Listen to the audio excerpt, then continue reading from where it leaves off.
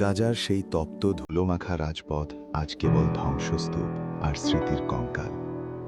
যুদ্ধের অনেক আগে, যখন আল রিমাল পাড়াটা আভিজাত্যে আর কলকাকলিতে মুখর ছিল, তখন রাস্তার মোড়ের সেই ছোট্ট চায়ের দোকানটি ছিল এক জীবন্ত সংসদ। সেখানে পুরনো রেডিওতে আরব নিউজ চলত, আর ধোঁয়া ওঠা চায়ের কাপে তুফান তুলতেন প্রাজ্ঞ কিছু মানুষ। আহমেদ শেখ, যিনি একসময় আফ্রিকায় শিক্ষকতা করেছেন, তিনি বলতেন, কঙ্গো বা সুদানের বেহযুদ্ধ আর গাজার অবরুদ্ধ দশার মিল কোথায়। তাদের আড্ডায় খলিল সাহেব যোগ করতেন আমেরিকার আধিপত্যের কথা। কিন্তু সেই অভিশপ্ত বিকেলে, যখন দিগন্ত কালো করে ইসরায়েলি যুদ্ধবিমানগুলো ধেয়ে এলো, তখন কেউ পালানোর সুযোগ পায়নি। চায়ের দোকানে বসা সেই মানুষগুলো, তাদের স্বপ্ন আর রাজনৈতিক বিশ্লেষণ সবই এক নিমেষে ধুলোয় মিশে গেল একটা বিধ্বংসী বোমার আঘাতে। আজ সেই পাড়া নিস্তব্ধ। আকাশ থেকে নক্ষত্রের বদলে ঝরে পড়ে ফসফরাস আর বারুদ।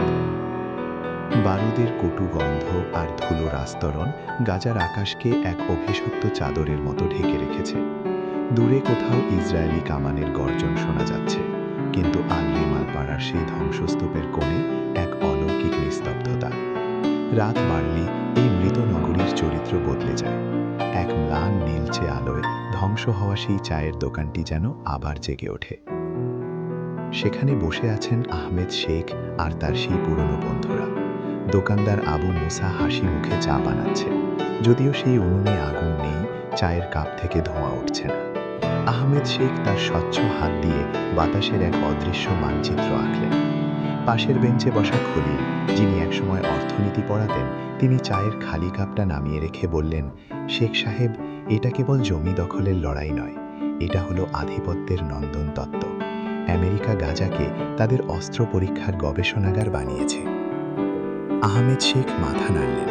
ঠিক বলেছ খলিল, আমেরিকা তার ডলারের সাম্রাজ্য টিকিয়ে রাখতে আর মধ্যপ্রাচ্যের তেলের ওপর নিয়ন্ত্রণ রাখতে গাজাকে এক বলির পাঠা বানিয়েছে।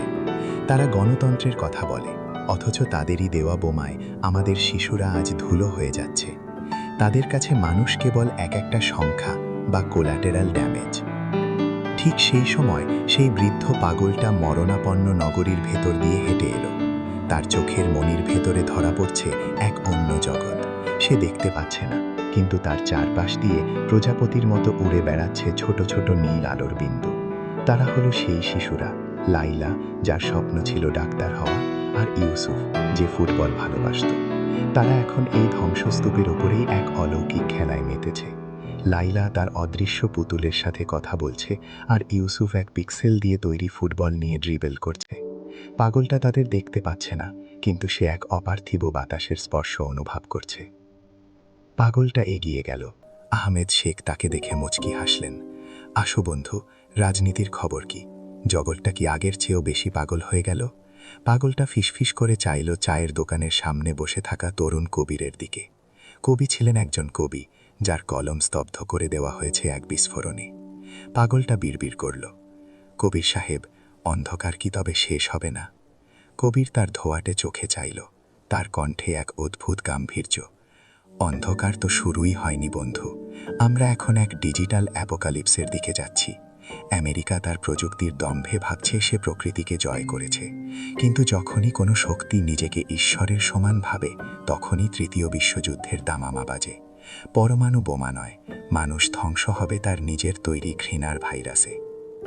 আহমেদ শেখ খলিলের দিকে তাকিয়ে বললেন, মানুষ নিজেকে আধুনিক বলে দাবি করে, অথচ আদিম গুহামানবের চেয়েও সে হিংস্র। সব ধর্মেই বলা হয়েছিল শেষ সময়ে মানুষ মিথ্যার পূজা করবে। আমেরিকা আজ সেই মিথ্যার পুরোহিত। পাগলটা দেখল লাইলা আর ইউসুফ এবার চায়ের দোকানের ভেতর দিয়ে দৌড়ে গেল। ইউসুফের পিক্সেল বলটা আহমেদ শেখের পায়ের কাছে থমকে দাঁড়ালো। অদৃশ্য সেই ছোঁয়ায় শেখ সাহেবের শরীরের নীল আলোটা একবার কেঁপে উঠল। তিনি দীর্ঘশ্বাস ফেলে বললেন, মানুষ হচ্ছে ধ্বংসের দূত। দেখছ না গাজার এই ধুলো? এটা কেবল পাথর নয়, এটা মানুষের অহংকারের ছাই। ঈশ্বর হয়তো সেই কারণে আমাদের ত্যাগ করেছেন। দোকানদার আবু মুসা একটা শূন্য কাপ পাগলটার দিকে এগিয়ে দিয়ে বলল, নাও বন্ধু, শেষবারের মতো এই তিক্ত চা খেয়ে নাও। মুনাফা যখন মানুষের প্রাণের চেয়ে দামি হয়, তখন ঈশ্বর কেবল এক নির্বাক দর্শক হয়ে থাকেন। দূর দিগন্তে এক বিশাল বিস্ফোরণের আলো রাতের আকাশকে রাঙিয়ে দিল। চায়ের দোকানের সেই নীলচে অস্তিত্ব ধীরে ধীরে মিলিয়ে যেতে শুরু করলো। পাগলটা চিৎকার করে উঠল, কবির সাহেব থামবেন না, আরও বলুন। কিন্তু উত্তর এলো না, কেবল বাতাসে ভাসতে থাকলো কবিরের শেষ কটি পংক্তি। बस्ती में तेरी ये खुदा इंसान का ये हुनर है, जहाँ तख्त की खातिर खुद अपनी ही चिता में घर है। डॉलरों में तय हुआ है आज लहू का सौदा, ये जहाँ अब इंसान नहीं सिर्फ बारूद का एक शहर है, सिर्फ बारूद का एक शहर है। ভোরের আলো যখন ফুটল, সেখানে কেবল পড়ে আছে এক রাশি নিষ্প্রাণ পাথর। পাগলটা একলা বসে আছে সেই মাটিতে। তার পায়ের কাছে পড়ে আছে একটা ছোট প্লাস্টিকের ফুটবল, ইউসুফের সেই শেষ স্মৃতি। দূরে গাজার শিশুরা আবারও জেগে উঠছে এক অনিশ্চিত মৃত্যুর প্রত্যাশায়। পাগলটা ফুটবলটা বুকে চেপে ধরে আকাশের দিকে তাকিয়ে হাসল, এক অদ্ভুত তৃপ্তির হাসি, যেন সে জেনে গেছে পৃথিবীর এই ধ্বংসযজ্ঞের শেষে এক আদিম নিস্তব্ধতা অপেক্ষা করছে, যেখানে আর কোনো দেশ থাকবে না, থাকবে না কোনো রাজনীতির ছক, থাকবে কেবল এক মুঠো ছাই আর ধুলোয় মিশে যাওয়া শিশুদের অলৌকিক খেলার শব্দ।